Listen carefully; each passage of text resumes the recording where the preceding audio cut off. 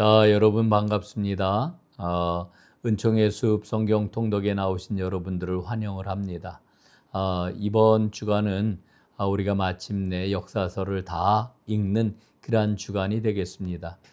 이제 월요일 오늘 아침에는 역대하 10장부터 24장까지 말씀을 함께 살펴보도록 하겠습니다. 남유다의 그러한 그 분열 왕국의 첫 번째 왕은 르호보암 왕입니다. 르호보암은 솔로몬의 아들이지요. 자, 이 르호보암 왕은 북왕국이 반역해서 떨어져 나가게 되자 국방력의 중요성을 아주 굉장히 강조하게 됩니다. 그래서 강력한 그런 그 국방력을 확보하기 위해서 많은 애를 쓰게 되고 실제로 강력한 국방력을 갖게 되었습니다. 이 르호보암이 이렇게 나라가 강하게 되자 그는 율법을 버리는 그와 같은 왕이 되어 하나님의 책망을 받게 되죠. 그래서 결국 그는 애굽 왕 시삭의 그러한 그 침략을 받게 되고 그래서 180개의 그러한 그 성읍이 탈취당하는 이런 그 일을 겪게 됩니다. 사실은 180개 성읍이라 그랬지만은 남유다만의 성읍이 아니고 북이스라엘과 합쳐진 그러한 그 성읍 모두에서 180개의 성읍을 시삭에게 빼앗기게 됩니다. 그런데 이렇게 시삭이 남유다인 이 르호보암을 공격했던 것은 바로 르호보암이 하나님의 말씀 앞에 순종하지 않았기 때문에 하나님께서 그를 치신 것이라고 이렇게 성경은 기록을 하고 있습니다. 자, 우리가 이 역대기 말씀을 보면서 제가 앞에서도 말씀을 드렸습니다만은 역대기 말씀은 열왕기에 있는 남유다 왕들에 대한 아주 굉장히 풍성한 여러 가지 언급되지 않았던 자료들을 공급해 주고 있는 것을 보는데 그것들을 좀 제가 하나하나 이렇게 각 장마다 짚어드리도록 이렇게 하겠습니다. 이 르호보암을 기록하고 있는 역대하 11장과 12장 말씀을 보게 되면은 열왕기상 12장과 14장에 보도된 내용보다 추가되어서 일러주고 있는 그런 그 내용들이 있습니다. 그 내용들이 뭐냐면은 첫 번째로 르호보암이 남방의 방어 라인을 아주 강력하게 구축을 했습니다. 두 번째로는 북왕국의 우상 숭배로 인해 가지고 북왕국에 있던 그러한 그 많은 그러한 그 사람들이 남왕국으로 이주해 오게 됩니다. 이 이야기의 핵심은 뭐냐면은 여로보암 왕이 저지른 잘못된 그러한 그 정책 가운데 하나가 뭐냐면은 하나님께서 세워주신 제사장, 그 레위 지파에서 제사장을 세워야 되는데 그만 여로보암 왕은 이 제사장들을 해임을 합니다. 그래서 북왕국에 있던 수많은 제사장들이 남쪽으로 다 이주해 오는 이와 같은 일이 있게 되지요. 그 다음에 세 번째로는 시삭 왕의 바로 그러니까 애굽 왕 시삭의 침략은 이 르호보암이 율법을 제대로 준수하지 않았기 때문에 생긴 결과였다. 이렇게 말씀을 드릴 수가 있고요. 그 다음에 네 번째로는 예언자 스마야의 그 책망에 이 르호보암이 겸비하게 되자 하나님께서 그 외부의 그런 그 침략으로부터 르호보암을 구원해 주셨습니다.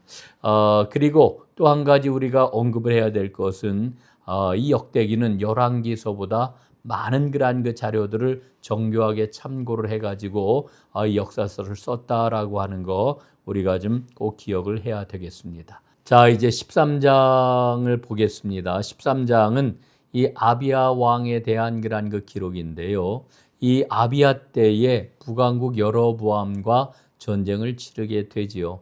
간략하게 우리가 북왕국과 남왕국의 그러한 그 관계를 살펴보게 되면은 북왕국이 분리되어 나간 초창기에는 굉장히 대립을 합니다.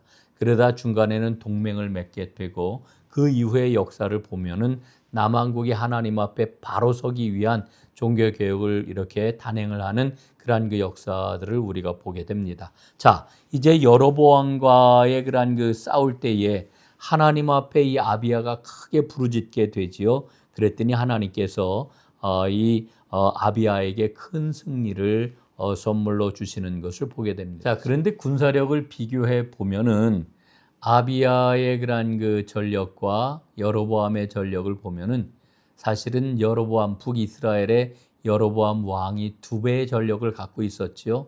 그럼에도 불구하고 하나님이 아비야에게 승리를 주신 겁니다. 이 전쟁에서 짐으로 인해 가지고 사실 여로보암은 이 전쟁의 패배가 여로보암 왕의 몰락의 시점이 되었다라고 하는 것을 우리가 살펴봐야 되겠습니다. 역대하 13장에 나오는 이 아비야의 그러한 그 이야기는 열왕기상 15장의 그러한 그 내용들을 몇 가지로 보충을 좀 해주고 있는데 그 내용도 한번 좀 살펴보겠습니다. 첫 번째, 북이스라엘의 80만 대군과 남유다의 40만 군대가 충돌했다라고 하는 겁니다. 전력에 대한 분명한 언급이 있고요. 두 번째, 남유다의 정통성을 외친 아비야의 연설을 아주 상세하게 기록을 하고 있습니다. 세 번째, 남유다의 승리로 여로보암이 징벌을 받게 되었다라고 하는 것도 언급을 하고 있습니다. 네 번째, 죄를 지적했던 열왕기보다 이 역대기는 아비야에 대해서 긍정적으로 묘사를 하고 있습니다. 다섯 번째, 아비야를 여로보암을 심판하는 도구로 하나님이 사용하셨다라고 하는 것도 언급을 하고 있습니다. 생각을 해보면 하나님께서는 때로는 악인을 들어서 악인을 심판하시기도 한다라고 하는 것을 여기서 발견을 합니다. 자, 이제 14장부터 16장까지 말씀입니다. 14장부터 16장까지 말씀은 남유다 왕 아사에 관한 기록이 되겠습니다. 아사 왕은 통치 초기에 하나님의 말씀에 신실했습니다. 그래서 우상들을 다 제거를 했고 하나님께서 그런 모습을 기뻐하셨기 때문에 그에게 큰 형통함의 복을 내려주셨습니다. 그래서 구스 사람도 물리칠 수가 있었고 그리고 후에 예언자 오뎃의 아들 아사랴의 예언을 따라서 종교개혁도 훌륭하게 이루어냅니다. 그래서 많은 그러한 그 유다인들이 하나님께로 돌아오는 이와 같은 역사가 일어났습니다. 그런데 이때까지만 해도 이제 아사 왕은 참 훌륭한 왕이다라고 하는 생각을 갖게 되는데 16장에 들어가게 되면은 아사 왕이 하나님을 향하여 배신을 하게 됩니다. 그래서 이후에 이 아사 왕이 몰락을 하게 되는 그러한 그 기록이 16장에 나와 있는데 이 아사는 아람 왕 베나닷과 조약을 맺습니다. 그리고 북이스라엘을 견제하기 위해서 아람 왕을 의지하게 되지요. 이 아람 왕을 의지하는 이 아사 왕의 행태에 대해서 하나니 선지자가 아주 강력하게 경고를 합니다. 내가 하나님을 의지해야지 어떻게 그 아람을 의지하게 되느냐, 하나님을 배신하는 것이다 라고 하는 이와 같은 경고를 주었지만은 아사 왕은 돌이키지를 않고 오히려 하나니를 감옥에 가두게 됩니다. 그에게 하나님의 심판이 임하게 되어서 그의 발에 발병이 납니다. 그 발병 때문에 굉장히 고통을 받고 이렇게 되는데 그때도 이 아사 왕은 하나님께 돌이키지를 아니하고 자기의 발을 의원들에게만 찾아가면서 고침을 받을까 했지만은 결국은 그 발병으로 인해 가지고 아사 왕은 세상을 떠나고 말지요. 이게 바로 14장부터 16장까지 기록되어 있는 그러한 그 내용인데 여기에서도 마찬가지로 열왕기상 15장에서 보도하지 않는 그러한 그 내용이 역대기에 기록이 되어 있는 것을 봅니다. 몇 가지 좀 정리를 해보겠습니다. 첫 번째, 아비야 때보다 병력을 더욱더 증강시켜서 58만 명을 만들었다라고 하는 기록이 나옵니다. 두 번째, 아사 왕이 기도해가지고 구스 군대를 이겼다라고 하는 이 초창기의 그런 그 아름다운 모습이 기록이 되어 있습니다. 선지자 아사랴의 경고와 아사랴의 예언에 힘입어가지고 아사 왕이 종교 개혁을 단행을 합니다. 네 번째, 북왕국은 정통성이 없다라고 하는 것을 단호하게 규탄하는 내용도 나옵니다. 15장에. 그 다음에 다섯 번째, 하나니의 그런 그 책망과 아사가 이것을 받아들이지 않는 이와 같은 모습. 그래서 하나니 선지자를 이제 압제하는 그런 그 모습이 기록이 되어 있습니다. 여섯 번째, 아사 왕에게 생긴 그 발병의 그 사인은 불순종과 불경건의 결과였다라고 하는 것을 이야기하고 있습니다. 우리는 이 아사 왕의 기록을 보면서 아사처럼 주님을 향한 열심이 나중에 변질되면 안 된다라고 하는 교훈을 분명하게 발견합니다. 자, 이제 17장부터 20장까지 말씀을 살펴보겠습니다. 17장부터 20장까지의 말씀은 여호사밧 왕에 관한 기록입니다. 여호사밧 왕은 하나님을 구하였지요. 그래서 그는 형통했습니다. 하나님께서 여호사밧 왕에게 부귀영화를 주셨고 주변국들로 하여금 두려워하게 했습니다. 굉장히 나라를 강성하게 만들어 주신 것입니다. 그는 아합 왕을 경계했고 그 다음에 유다 백성들에게 신앙적인 측면도 굉장히 강화시켰습니다. 그래서 좋은 신앙을 갖게 했습니다. 하나님께서는 여호사밧 왕에게 사방에 평화를 주시고 그리고 아사보다도 2배나 많은 군사력을 갖도록 이렇게 해 주셨습니다. 자, 이 여호사밧 왕의 그러한 생애 가운데 큰 전쟁이 있었는데 그 전쟁이 뭐냐 하면은 모압과 암몬과 마온의 그러한 연합군이 이제 남유다를 치러 올라왔을 때입니다. 이때 여호사밧이 하나님 앞에 기도하고 그 전쟁을 치르면서 정말 인상 깊은 굉장히 중요한 그러한 전쟁을 치르는데 그 전쟁이 뭐냐 하면은 찬양대를 앞세우고 전쟁을 치른 겁니다. 참 우리가 상상할 수 없는 그와 같은 일인데 찬양대를 앞세우고 수행한 그러한 전쟁에서 그는 큰 승리를 거두게 되지요. 그래서 이 전쟁의 그러한 과정 속에 보면 하나님이 개입하시니까 모압과 암몬 군대가 연합군 아닙니까? 그런데 서로를 의심해가지고 쳐 죽이는 이와 같은 일이 있고 그리고 결과적으로는 큰 승리를 거두게 됩니다. 자, 이 여호사밧 왕에 대한 기록이 역대하 17장부터 20장까지 이렇게 기록이 되어 있는데 이 말씀은 이제 열왕기상 22장 말씀을 추가로 보충해 주고 있는 내용들이 있습니다. 그 내용들을 좀 살펴보겠습니다. 첫 번째, 여호사밧의 부국 강병과 신앙적인 열심이 아주 굉장히 강하게 기록이 되어 있습니다. 두 번째, 블레셋과 아라비아의 조공을 받는 내용도 잘 기록이 되어 있고요. 세 번째, 아사 왕 때보다 군 병력이 2배인 116만 명에 이르렀다라고 하는 보도도 나와 있습니다. 네 번째, 선지자 예후의 책망과 여호사밧의 그 개혁이 기록이 되어 있습니다. 이 개혁은 사법개혁이라고 이렇게 이야기를 할 수가 있겠습니다. 다섯 번째, 북왕국에 대한 단호한 입장을 표명을 하고 있습니다.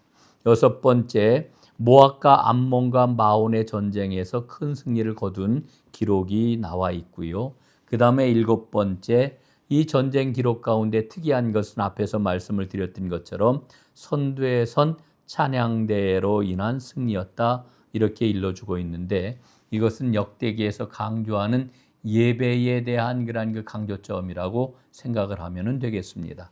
그 다음에 여덟 번째, 북왕국과 연합한 무역의 실패를 선지자 엘리에셀을 통해 가지고 이제 예언을 해주고 있는 말씀을 보게 됩니다.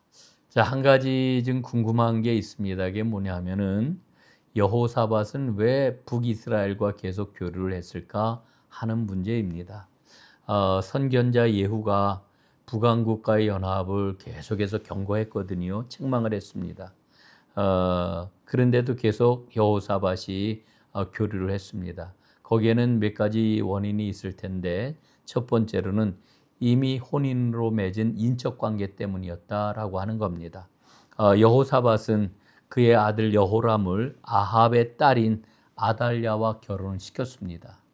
그리고 또 한 가지 이유는 북이스라엘의 군사력과 국제무역을 의지했기 때문이다라고 하는 현실적인 이유를 들 수가 있겠습니다. 그 다음에 결정적인 이유가 있는데 그것은 뭐냐 하면은 군사 경제적으로 여호사밧이 강대해지게 되어서 그는 자신감을 가졌다고 이렇게 생각할 수 있습니다. 그래서 북왕국과 대립적인 그런 관계를 갖기보다는 협력 관계를 갖는 게 옳지 않겠는가? 충분히 우리는 그만한 그 협력 관계를 가질 수 있다라고 하는 이 같은 그러한 인간적인 생각, 수단과 방법을 인간적으로 취하였기 때문에 이 여호사밧이 오판한 것이 아닌가 하는 생각을 갖게 됩니다. 자, 이제 21장으로 넘어가겠습니다. 21장에는 남유다의 5번째 왕인 여호람 왕에 대한 기록이 있습니다. 이 여호람의 그러한 그 실패라고 하는 것은 21장에 보니까 이렇게 기록이 되어 있습니다. 여호람은 왕위를 얻고도 동생들을 다 숙청을 했습니다. 그리고 엘리야가 그 모든 모습을 보고 장차 전쟁과 질병이 임하게 될 것임을 경고를 하게 되지요. 그는 블레셋과 아라비아의 침략을 받기도 했습니다. 그리고 나중에는 창자가 흘러나오는 병으로 비참하게 치유를 맞이하게 됩니다. 그러니까 이 역대하 21장은 열왕기하 8장에 나오는 말씀보다 더 자세하게 여호람의 악행과 그의 실패에 대한 기록이 자세하게 기록되어 있는 것을 봅니다. 자, 이제 22장으로 넘어가겠습니다. 22장에 보면은 아하시아 왕의 그러한 그 실패에 대한 기록이 나와 있습니다. 이 아하시아는 또 다른 말로 여호아하스라고 하는 말로도 이렇게 그 기록이 되고 있는 것을 보는데 이 아하시아와 여호아하스는 같은 인물이다라고 하는 것 우리가 기억을 좀 해야 할 필요가 있겠고요. 그는 악을 행하였습니다. 아합 왕과 같이 악한 길을 행하였던 왕이라고 이렇게 언급이 되고 있고 북이스라엘의 요람 왕과 길앗 라모 정벌에 나섰다가 죽고 말았습니다. 이게 하나님의 징계였다라고 하는 것을 기록을 하고 있지요. 그 다음 22장 10절부터 23장까지 말씀을 보면은 아달랴의 악행에 대한 기록이 나와 있는 것을 봅니다. 이 아달랴는 정말 악한 여인이었죠. 아달랴는 아합 왕의 딸 이세벨의 그러한 게 딸이었던 것을 우리는 잘 알고 있습니다. 그는 여호람 왕의 아내였고 아하시아 왕의 어머니였습니다. 그런데 그가 손주들을 다 죽이고 왕위를 찬탈했다가 7년 만에 처형이 되는 그런 모습을 보게 됩니다. 역대하 23장 말씀은 이 아달랴의 그러한 그 처형되는 그러한 그 장면을 자세히 우리에게 보도해 주고 있는데 열왕기하 11장보다 더 자세한 내용들을 우리에게 일러주고 있습니다. 첫 번째, 열왕기하에 보게 되면은 친위대에 의해서 죽임을 당하였다 이렇게 일러주고 있는데 온 백성의 그러한 그 처형이라고 하는 것을 강조하고 있습니다. 두 번째로는 다윗 왕가의 회복이라고 하는 당위성을 설명을 해주고 있습니다. 세 번째로는 관리들이 성전을 수직했다라고 하는 그러한 그 말씀을 주고 있는데 율법대로 예배를 회복하는 그와 같은 모습을 그리고 있는 것이다 이렇게 일러주고 있습니다. 자, 이제 24장으로 넘어가겠는데요. 24장에는 요아스 왕에 대한 기록이 나와 있습니다. 요아스가 누구냐 하면은 아달랴가 그의 손주들을 다 죽일 때에 딱 한 명 살아남은 왕자가 있었는데 그게 바로 이 요아스입니다.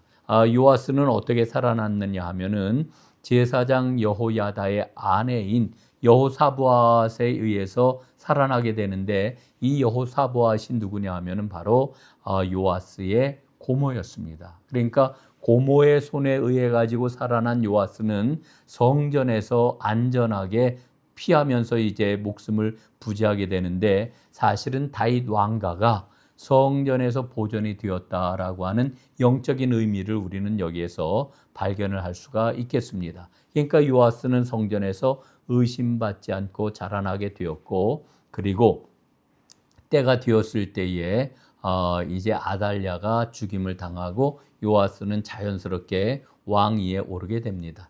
여기에서 아주 흥미로운 그런 그 부분이 있는데 그게 뭐냐 하면은 이 요아스 왕의 고모부이지요.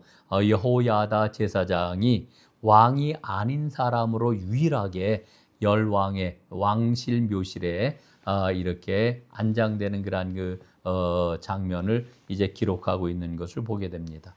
요아스는 제사장 여호야다의 은혜를 입고 이제 왕이 되었는데 그럼에도 불구하고 여호야다의 아들인 선지자 스가랴를 처형하는 그러한 그 못된 짓을 저지르게 되지요. 요아스의 그러한 그 말로가 비참하게 된 이와 같은 그러한 그 원인 가운데 하나라고 이렇게 이야기할 수 있습니다. 그래서 역대하 24장 말씀에 보면은 열왕기하 12장에 없는 그러한 그 말씀들이 몇 가지 기록이 되어 있는데, 첫 번째 요아스의 우상 숭배와 스가랴를 처형하는 이와 같은 그러한 그 장면이 기록이 되어 있습니다. 그 다음에 아람의 약탈과 그의 비극적인 말로가 기록이 되어 있습니다. 그래서 이 요아스는 열조의 그러한 그 묘실에 안장되지 못했다라고 하는 말씀도 기록이 되어 있는 것을 봅니다. 이제 총정리를 하겠습니다. 첫 번째, 하나님께서는 교만한 자를 낮추시고 겸손한 자를 높이시는 하나님이시다라고 하는 겁니다. 두 번째, 하나님은 부르짖어 기도하는 자를 구원하는 분이시다라고 하는 것을 알려줍니다. 세 번째, 전심으로 하나님을 향하는 자에게 하나님은 능력을 베푸시는 분이십니다.